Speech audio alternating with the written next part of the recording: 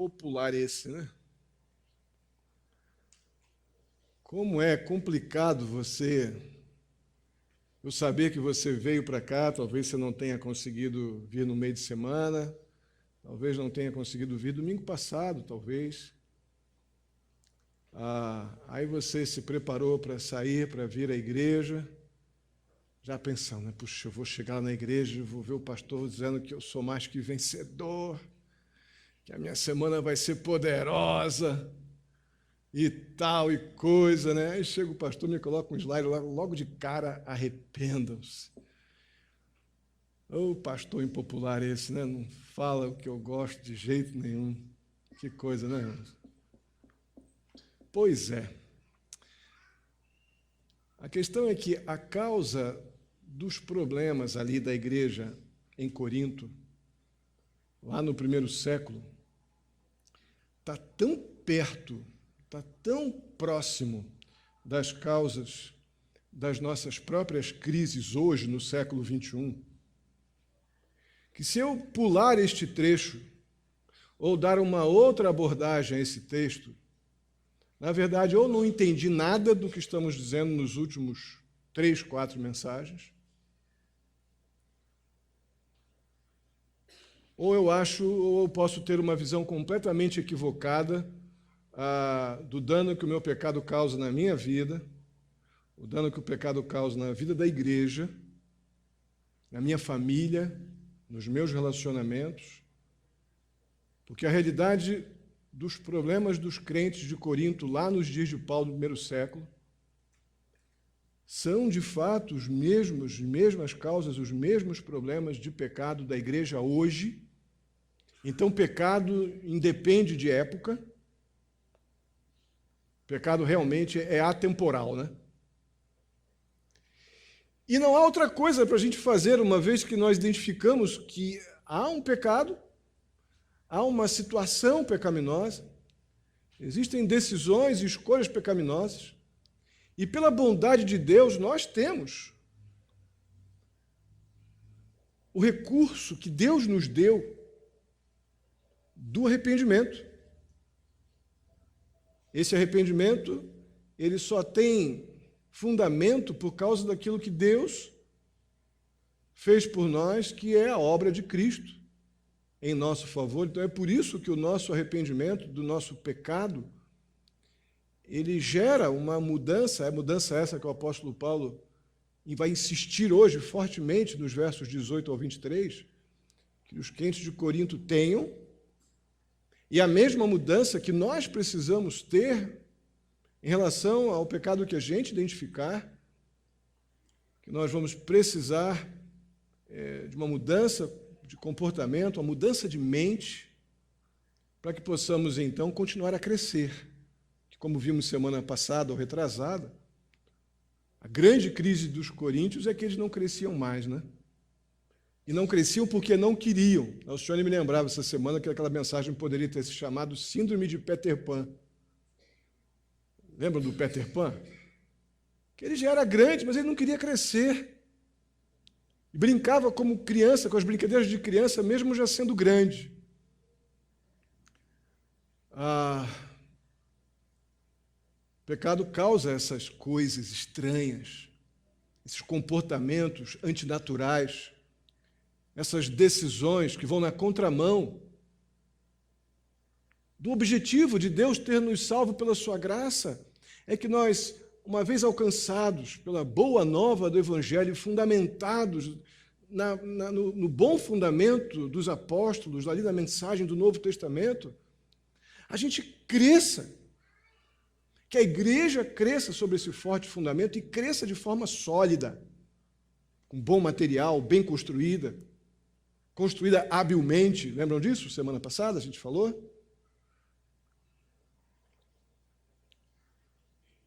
Mas tanto para o crente piedoso de hoje, como para aquele que ainda não tomou a decisão de se arrepender dos seus pecados e render-se à solução de Deus para o pecador arrependido, tanto para um quanto para outro, essa mensagem vai nos capacitar a tomar decisões, a agir diante de um problema tão comum que atinge a todos nós, a questão desse problema, o fato de ser comum, que vamos ler daqui a pouco, não significa que nós percebemos, como o egoísmo que estamos falando aqui na IBD.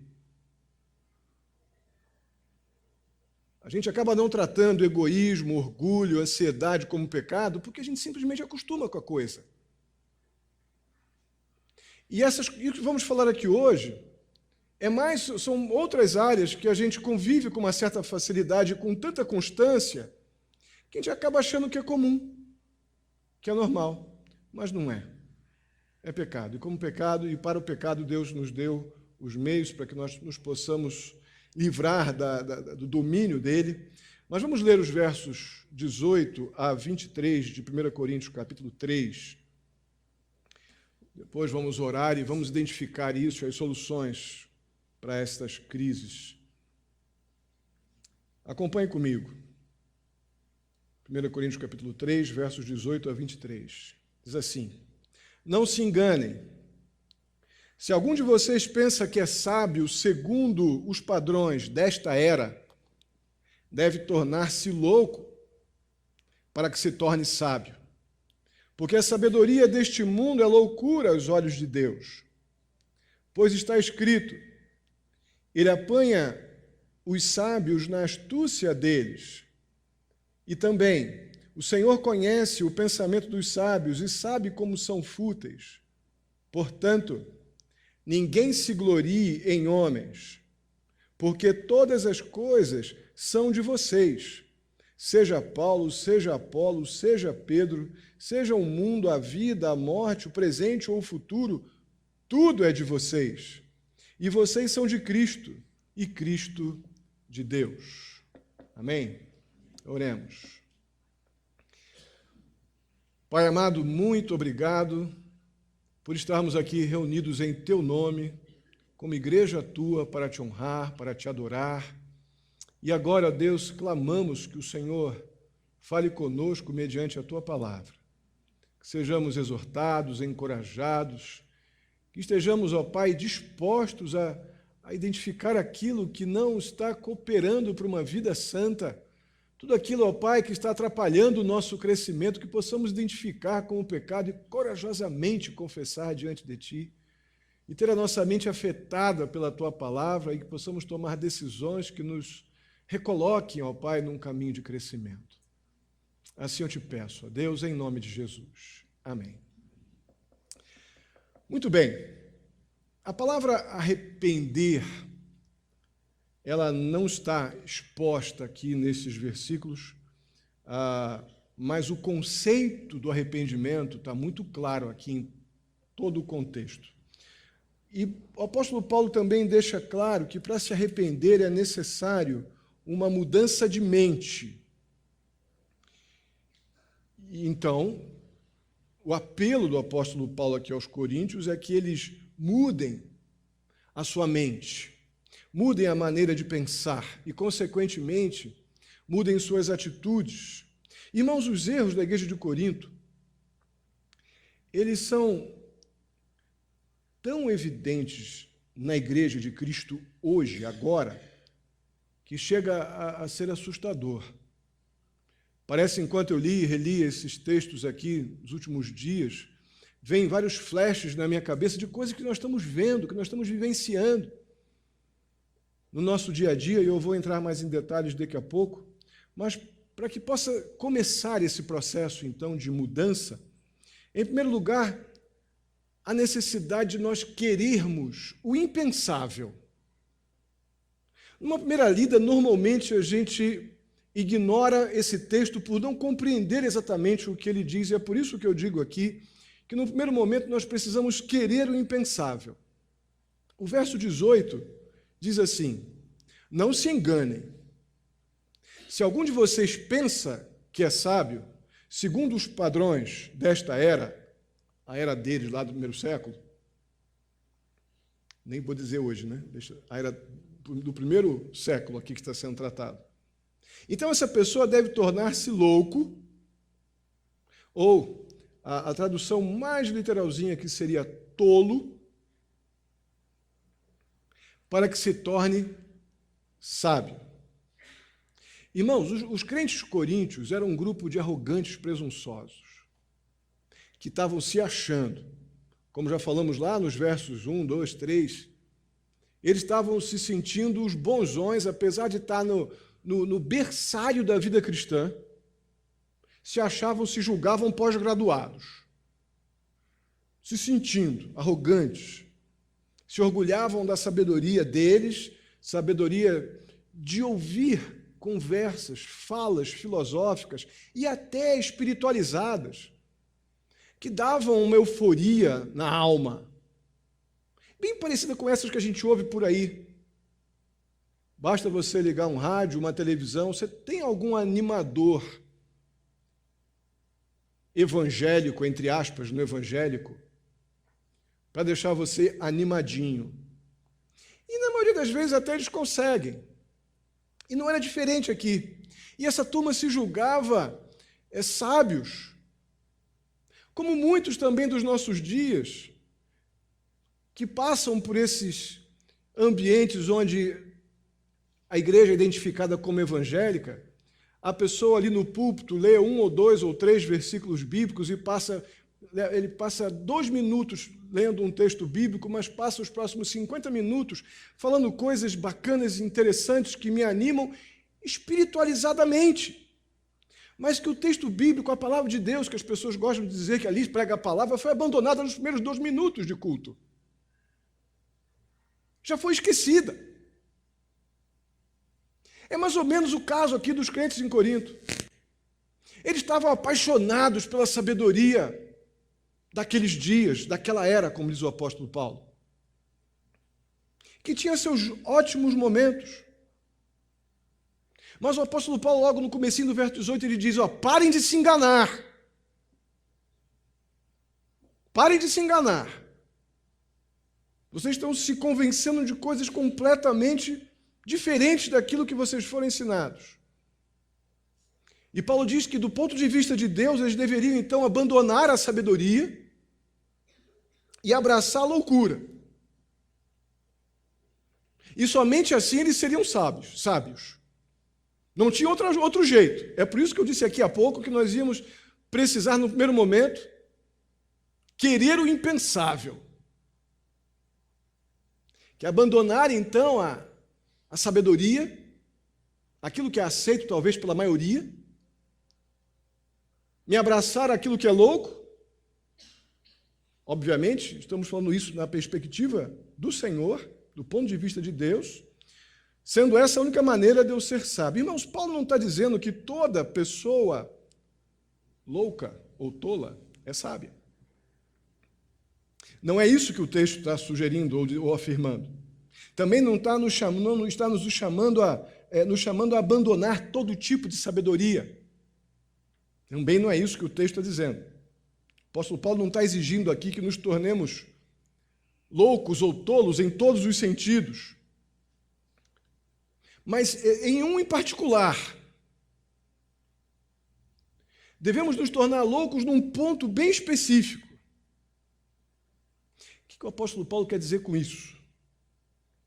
Aquele que estava se considerando sábio naqueles dias, o orgulhoso, que estava se orgulhando da sabedoria daquela era, daquele tempo, ele estava abrindo mão da sabedoria de Deus.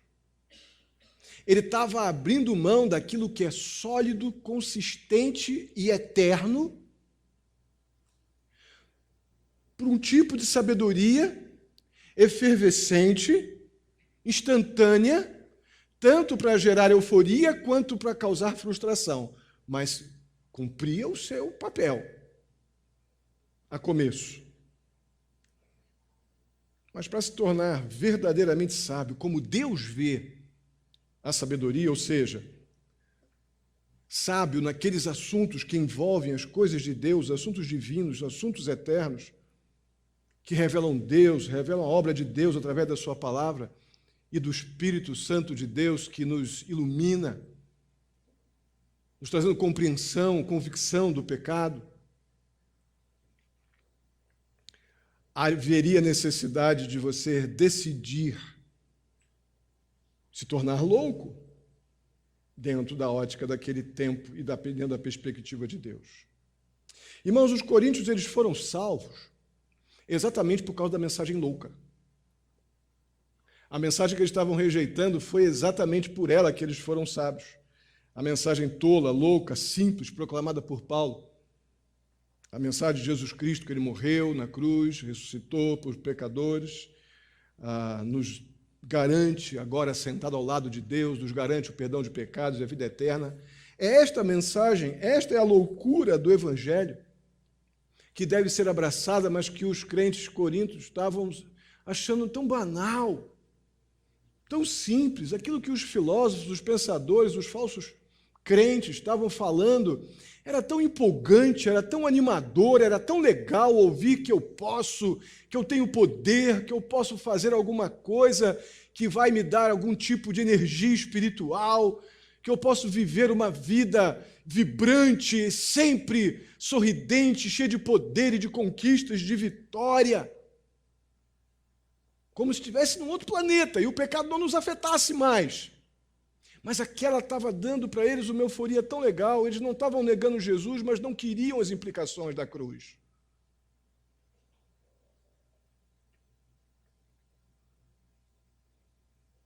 Os crentes de Corinto agora estavam tentados a seguir outros, seguir outras pessoas, que tinham uma mensagem até religiosa, mas com apelo completamente mundano. E mundano no sentido não de estar falando de algum tipo de torpeza, carnalidades, promiscuidades sexuais. Não. Mundano é tirando a santidade de Deus e tornando a santidade de Deus algo completamente banal, algo comum, algo que não me confronta. É isso que está sendo chamado de mensagem mundana. Repito, nós temos uma tendência, quando se fala de mundano aqui do púlpito, a acreditar que é algum tipo de promiscuidade sexual. Não se engane, como disse o apóstolo Paulo aqui no verso 18. O mundano é tudo aquilo que tira de Deus a sua santidade e relativiza a vida santa que Deus espera que os seus, chamados e separados por Ele, tenham. É tudo aquilo que torna Deus desse tamaninho. E a mensagem bíblica, a mensagem da cruz, completamente permeável e moldável. Isso é uma sabedoria mundana. E é isso que os crentes de Corinto, que não quiseram crescer, estavam se deliciando. O apelo do verso 18 é que eles se arrependam, que eles mudem de ideia, mudem de mente e voltem para onde eles não deveriam ter saído. E para provar que a sabedoria humana é loucura, e que a loucura de Deus, então, é que é a verdadeira sabedoria, o apóstolo Paulo vai citar 2 textos do Antigo Testamento.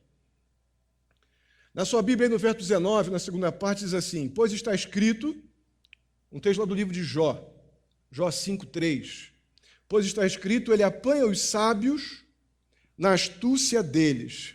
Irmãos, essas palavras aqui são as palavras de Elifaz, um dos amigões de Jó. Elifaz estava acusando Jó de ser um bom malandro.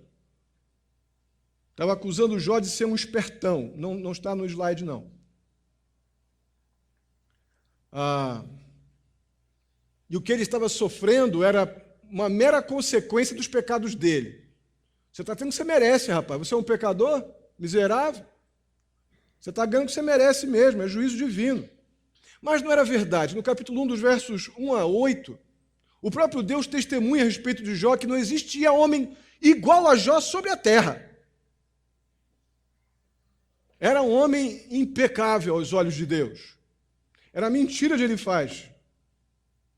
Mas Elifaz estava usando da fragilidade, um momento extremamente doloroso de Jó, para dar uma de super espiritual e acusar Jó terrivelmente de coisas que ele não era aquilo, que sofrendo por causa daquilo, de forma alguma. O fato também é que Deus permite que aqueles que se julgam sábios, Deus até permite que eles realizem ali os seus esquemas, que algumas coisas que eles projetam funcionem, mas para que o próprio Deus use aquilo que eles esquematizaram com a tida sabedoria deles, para causar a própria queda deles. Deus permite que aquele que se julga sábio, mas com a sabedoria humana, não a de Deus, repito, consiga se dar bem aparentemente para que os seus próprios projetos o derrubem. Temos base para isso num texto grandezinho que eu vou colocar aqui, em letra pequenininha. Se você quiser abrir sua Bíblia, é Provérbios capítulo 1, versos 16 a 19, e depois dos versos 29 ao 32. Tá? Mas para caber tudo aqui, eu tive que dar uma... Quem estiver meio ceguinho já como eu, não vai ler nada. Tá? Então você abre sua Bíblia aí. Diz assim: pois os pés deles correm para fazer o mal, estão sempre prontos para derramar sangue. Assim como é inútil estender a rede, se as aves o observam, também esses homens não percebem que fazem tocaia contra a própria vida, armam emboscadas contra eles mesmos. Tal é o caminho de todos os gananciosos. Quem assim procede, a si mesmo se destrói, visto que desprezam o conhecimento e recusaram o temor do Senhor. Não quiseram aceitar o meu conselho e fizeram pouco caso da minha advertência. Comerão do fruto da sua conduta e se fartarão das suas próprias maquinações. Pois a inconstância dos inexperientes os matará, e a falsa segurança dos tolos os destruirá. Mas quem me ouvir viverá em segurança e estará tranquilo, sem temer mal nenhum. Amém? Quanta verdade aqui. O espertão, o sábio que acha que se dá bem em tudo, pois as suas conquistas vão cair na sua cabeça. Pela permissão de Deus, para que aquele que foi alvo, foi atingido pela astúcia desse, perceba que Deus continua bom. E esse, vendo o seu fracasso por meio da sua sabedoria humana, sem Deus, possa vir a se arrepender por meio da sua queda. É assim que Deus age. É desse jeito que Deus faz.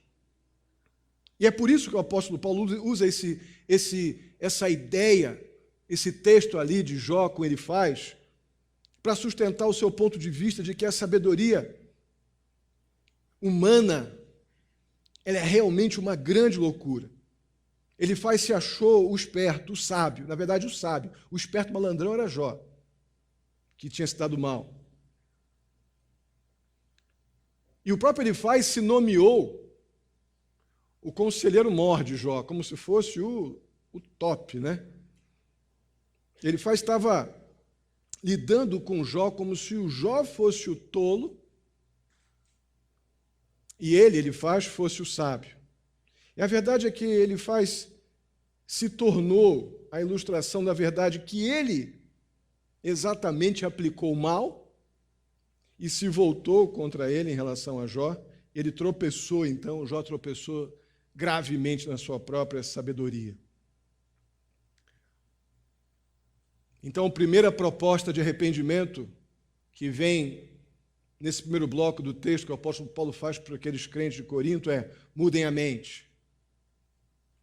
Abandonem esses conceitos humanos, terrenos e transitórios, que vamos entrar em mais detalhes sobre isso agora.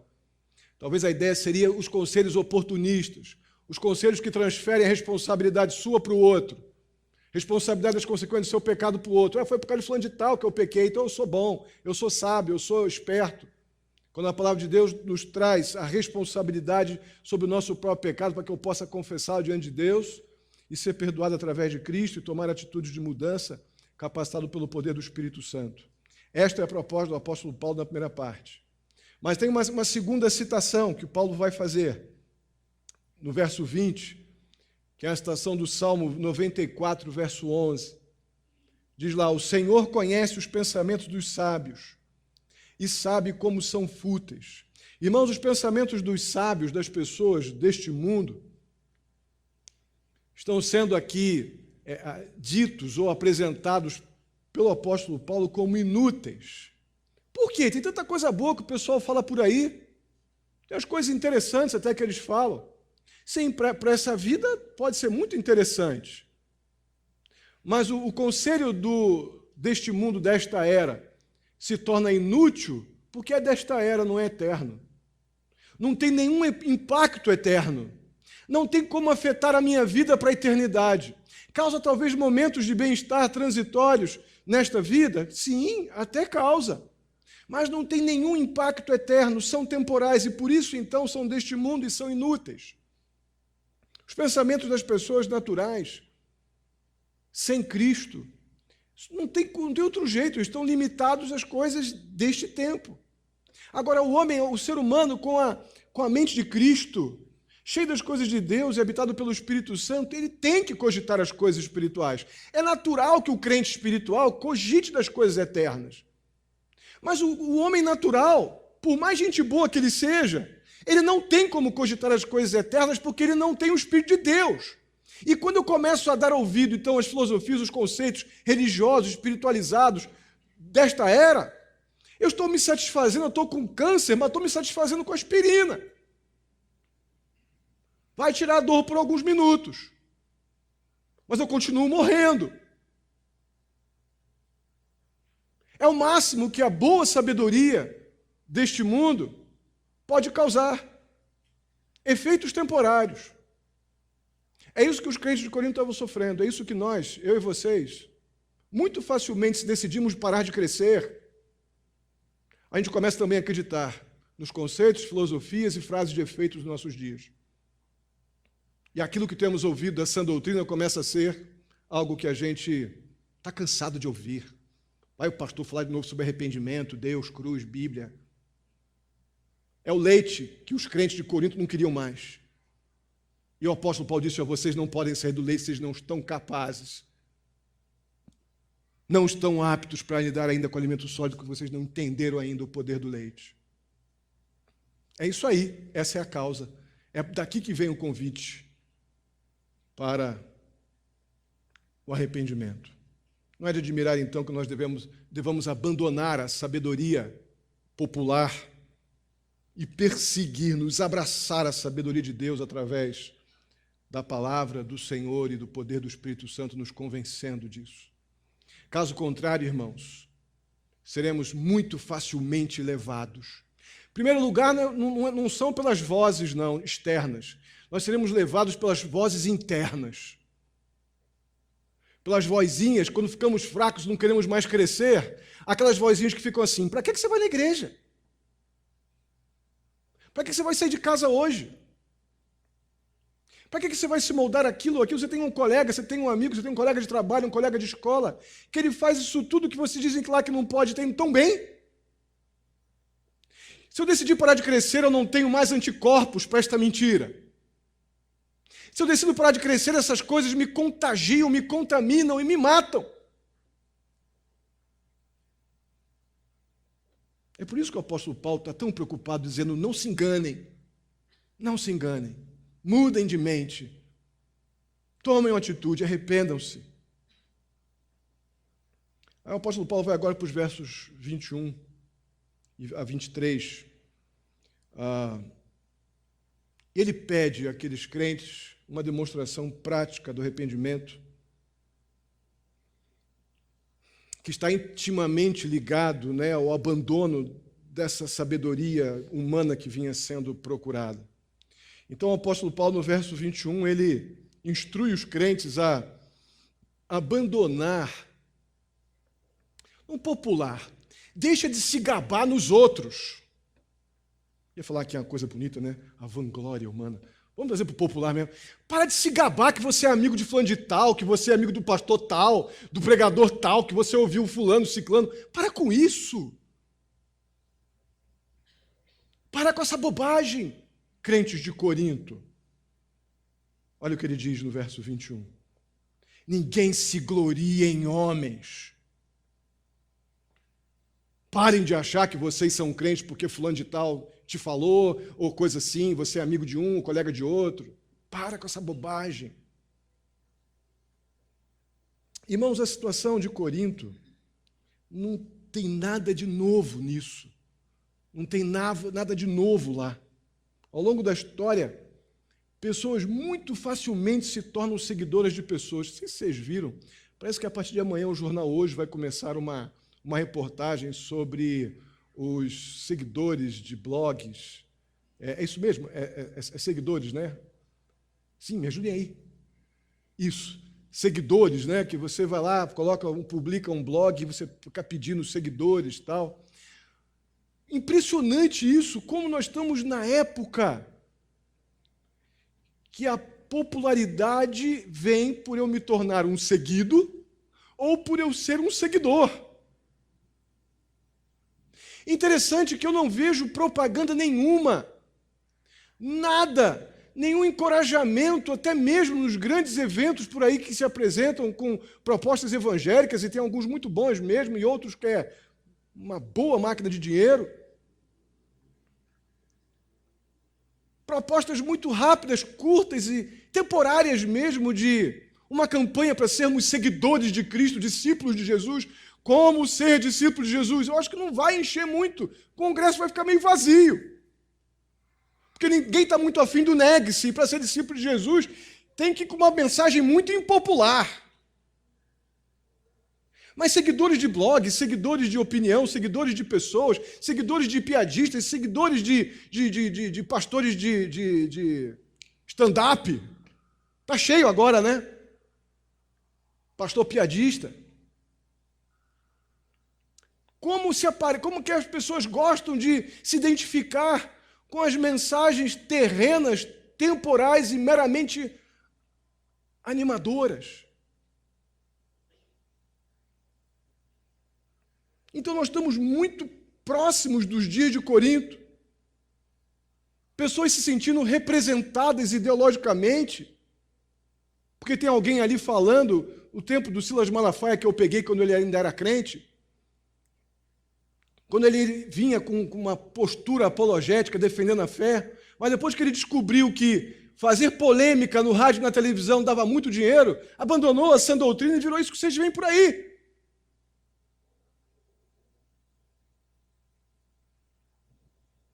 Mas tem pessoas que se identificam com o Bispo Macedo, com R.R. Soares, com Silas Malafaia, me identificam com a verdade dele, com a maneira como ele fala, com o jeito como ele ri, com a piada que ele conta e com a animação que ele me traz.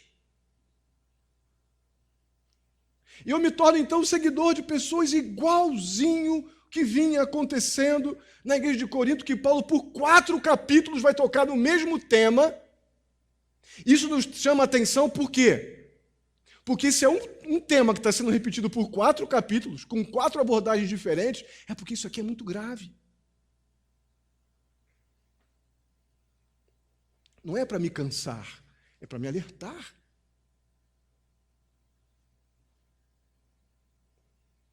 É duro, mas a igreja de Cristo não escapa disso.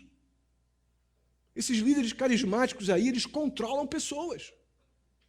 Controlam as emoções e a vontade das pessoas. E algumas dessas pessoas que são seguidores destes fazem qualquer coisa que eles mandarem. Nós sabemos disso. Isso lembra a minha sogra. Minha sogra, uma vez, fomos lá almoçar, acho que foi um almoço que nós fomos, não lembro bem, e a minha sogra dizendo, minha sogra frequentava a Igreja Universal, crente, piedosa, porque lia a Bíblia em casa, e ela falou assim, meu filho, meu genro, o pastor lá começou a, põe a mão na sua bolsa, dá seu tudo, dá tudo que você tem. Que tudo o quê? Eu vou dar o meu dízimo, porque eu tenho que dar, eu vou dar meu tudo, nada, eu tenho compra para fazer, tenho as coisas para cuidar em casa, que meu tudo? Ele está doido?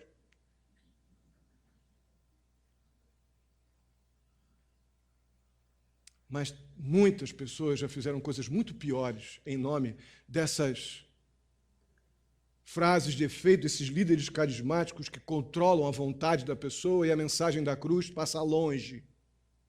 Longe.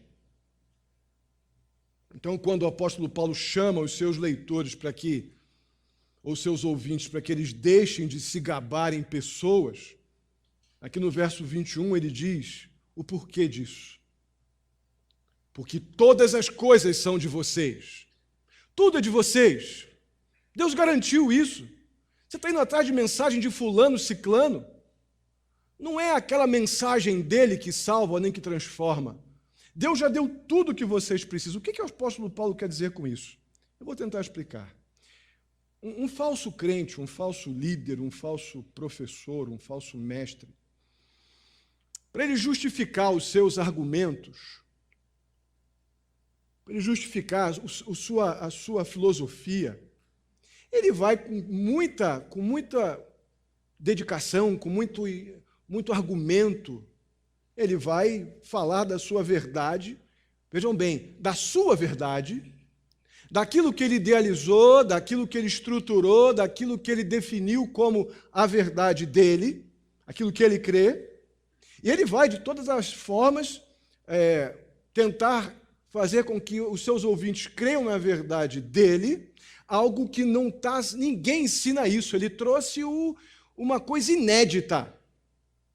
Esses falsos pregadores por aí, eles tendem a ficar procurando coisas inéditas, invenções espirituais tiradas de porções separadas das Escrituras, criam um fundo, criam uma teoria, apresentam como verdade final e a grande descoberta deles, e apresentam a verdade deles e aquilo cola, tem aderência. Por quê?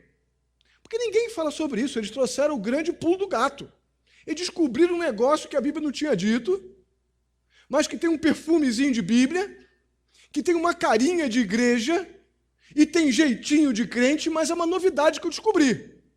Aí o cara prega aquilo com eloquência, ele já está conseguindo conquistar as emoções das pessoas, então ele tem dinheiro para bancar a erudição dele, os argumentos dele, mantém para um bom argumento, para uma boa homilética, para uma boa oratória, mantém o público então preso naquela verdade, e ele controla as pessoas com a sua verdade exclusiva e inédita. Obviamente, essa mensagem não pode ser o Evangelho, nem a doutrina dos apóstolos. Por quê? Porque todo crente piedoso prega o Evangelho. Todo líder, pastor, temente a Deus, todo crente piedoso, ele abre sua boca para falar do Evangelho, ele fala das boas novas da salvação. Não prega nada inédito, não, ele prega o que Jesus já fala há muito tempo.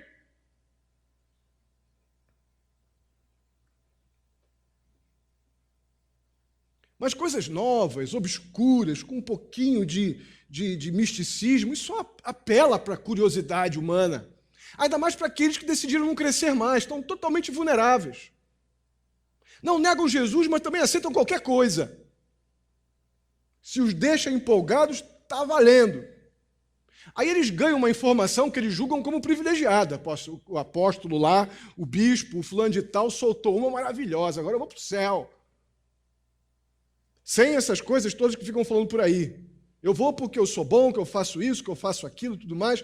Ele recebeu, então, a informação privilegiada, se tornou inevitavelmente seguidor daquele líder, que considera a sua verdade única, exclusiva e inédita, acima de todas as outras, acima de qualquer outra verdade que alguém pode ter dito que é verdade, mas a dele, então, é a melhor porque é exclusiva. Isso permitiu que as pessoas ficassem, então, bem orgulhosas nos dias de Paulo e desprezassem a mensagem dos apóstolos, a mensagem do Evangelho, trazendo tanto problema para a igreja ali em Corinto e até hoje traz problema para nós e para a igreja.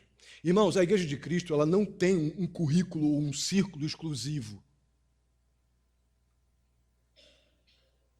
Aquele grupo exclusivo dos bem-informados e um outro círculo exclusivo dos mal-informados ou desinformados. A igreja de Cristo ela não tem isso. A verdade de Cristo ela é proclamada a todos. Todos são convidados a abraçar a verdade do Evangelho. Não é para um grupo ou para um outro, e a verdade é sempre a mesma. A verdade de Cristo ela pertence a todos os crentes. Olha o que eu dito nos versos 22 e 23. Seja Paulo, seja Apolo, seja Pedro, seja o mundo, a vida, a morte, o presente ou o futuro, tudo é de vocês, e vocês são de Cristo, e Cristo é de Deus. Aí você pode pensar, puxa, pastor, que legal, hein? Mas eu não entendi um negócio aí. Em que sentido o mundo, a vida ou a morte, coisas presentes ou coisas por vir, como é que isso nos pertence? Certamente não é por causa da nossa sabedoria, não é por causa da sabedoria humana, ou nossa, secular ou particular. Não é porque eu sou bom, porque eu sou joia, legal, vou à igreja, por causa da nossa posição, por causa do nosso status, nada disso. Temos essas verdades como nossas, que foram ditas aqui nos versos 21 a 23, unicamente pelo fato de pertencermos a Jesus Cristo. Nós pertencemos a Cristo. E Paulo nos lembra que Cristo pertence a Deus. Cristo está em Deus. Como todas as coisas pertencem a Deus, nós também as possuímos por estarmos em Cristo. Eu não preciso que ninguém venha me trazer uma invenção que não estava na Bíblia, uma coisa nova, olha, algum líder aí religioso, com máscara de evangélico, dizendo então que trouxe uma grande novidade. Eu não preciso de verdade nova, temporal, se eu tenho a verdade antiga, que tem efeito no presente e impacto completo no futuro. A verdade eterna, a verdade suficiente de Deus em Cristo Jesus. Eu não preciso de novidades. Nós temos tudo o que precisamos. A sabedoria e a riqueza de Deus, elas foram providenciadas para nós quando nós reconhecemos que somos pecadores e recebemos o amor de Deus através da morte de Cristo Jesus e fomos habitados pelo Espírito Santo de Deus. Nós temos tudo que é de Deus, nos pertence numa realidade espiritual, é lógico. Eu não preciso de nenhum tipo de descoberta teológica mágica, porque da mesma forma, na verdade, está vindo uma expressão na minha cabeça aqui que eu acho interessante. Todas essas descobertas igrejeiras que juntam multidões são placebo, que você toma e acha até que ficou bom, mas daqui a pouco você vê que não fez efeito nenhum. Você foi enganado, na verdade você quis se enganar. Por isso que o apóstolo Paulo, no verso 18, diz: parem de se enganar. Irmãos, a palavra de Deus nos convida, no de respeito, obviamente, às questões espirituais, a renunciar, a abrir mão, a deixar de lado a sabedoria humana.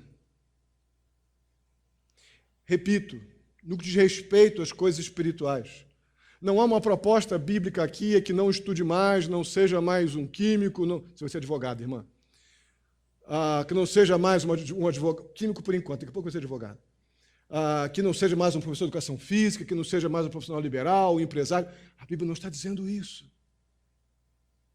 A Bíblia está dizendo não procure nas coisas terrenas e temporais as soluções eternas, porque você não vai encontrar. Não está lá para que você encontre. É placebo. Tem carinha de verdade, a embalagem é até igualzinha. Vai trazer até alguns momentos você vai achar que está dando certo.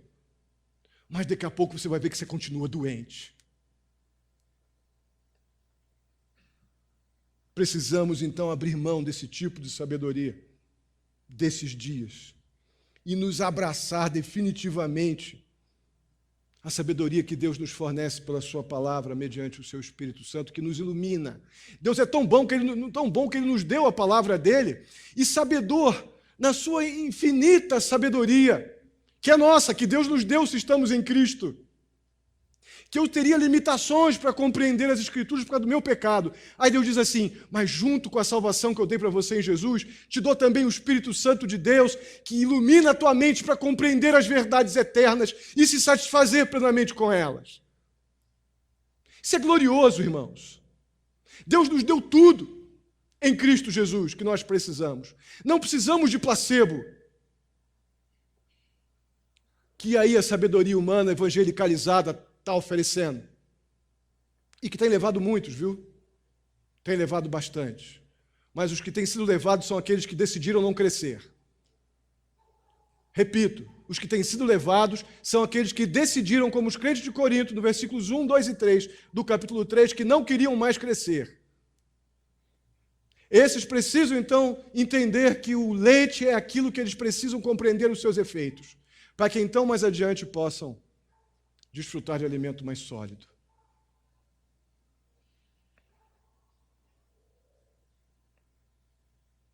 Temos que ter muito cuidado para não colocar a nossa confiança e o nosso orgulho mesmo. Achar que eu sou bom, que eu sou melhor, porque eu tive a oportunidade de ir bem no meu trabalho, de ser respeitado no meu trabalho, porque eu me estudei, fiz a minha faculdade, fiz o meu curso, sou um profissional bem-sucedido. Aí eu vou em cima de um conceito que é importante, eu ser respeitado, eu ser bem visto como crente. Você tem que fazer isso na sua área profissional, na sua área acadêmica. Você tem que ser visto como um crente dedicado e muito bom. Não aceite menos que isso não, se esforce. Agora, se você põe a sua confiança e seu orgulho nesse tipo de sabedoria, você está com problemas. Você parou de crescer espiritualmente. E esse tipo de sabedoria não vai satisfazer a sua alma. E daqui a pouco você vai estar miseravelmente andando como um crente carnal, que não nega Jesus, mas anda conformado com o mundo. Muito rápido esse processo.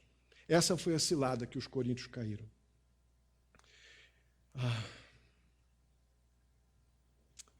Vamos ficar de pé, vamos orar. A mensagem de hoje, ela nos deixa um encorajamento muito significativo. O apóstolo Paulo diz para os crentes de Corinto: parem de se enganar.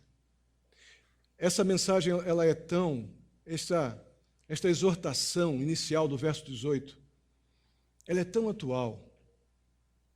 Irmãos, a gente não tropeça no grande, não. O grande, nós já temos alguma até experiência, o grande desvia. A gente tropeça no pequeno. A gente tropeça naquele degrauzinho que a gente achou que podia ignorar. É ali que a gente põe o cantinho do dedinho midinho e bate. Dói, né? Aquela famosa topada no dedinho midinho. É aí que a gente cai. O que a gente não consegue mensurar é o tamanho da queda. É o tamanho da queda. Então, parem de se enganar.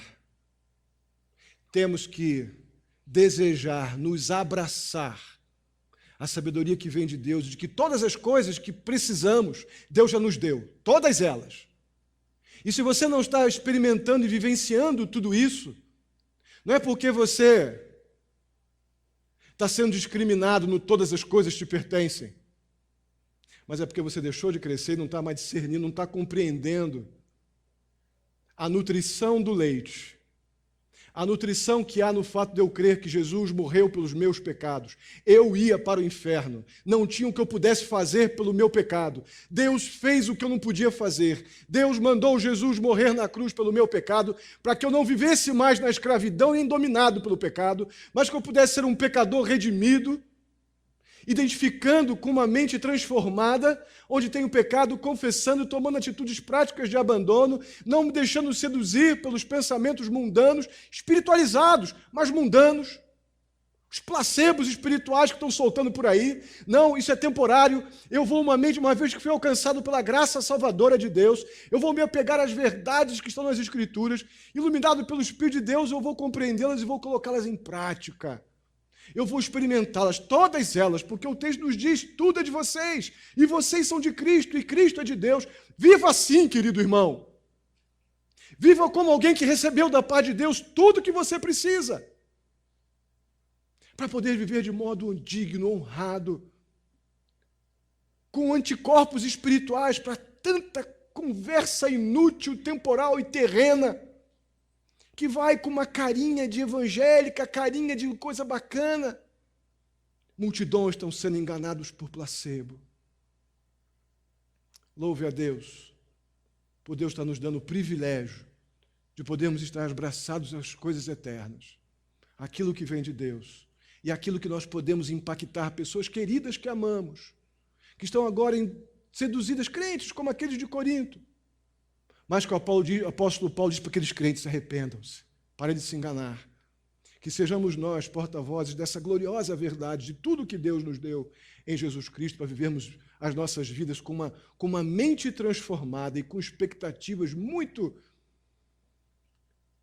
alegres, seguras, confiantes, renovadas, porque o Senhor nos conduz nas alegrias, nas tristezas e até na morte. Aquele que morre em Cristo viverá. Amém? Oremos. Glorioso Deus, muito obrigado. Muito obrigado pela tua palavra. Nos ajuda, Pai querido, a nos apegar às verdades, a nos abraçar a elas, ó Deus. Que estejamos, ó Pai, capacitados pelo Senhor, ó Deus, a não engolir essas gororobas espiritualizadas que estão sendo aí anunciadas e enganando tantos seguidores de pessoas, ó Deus.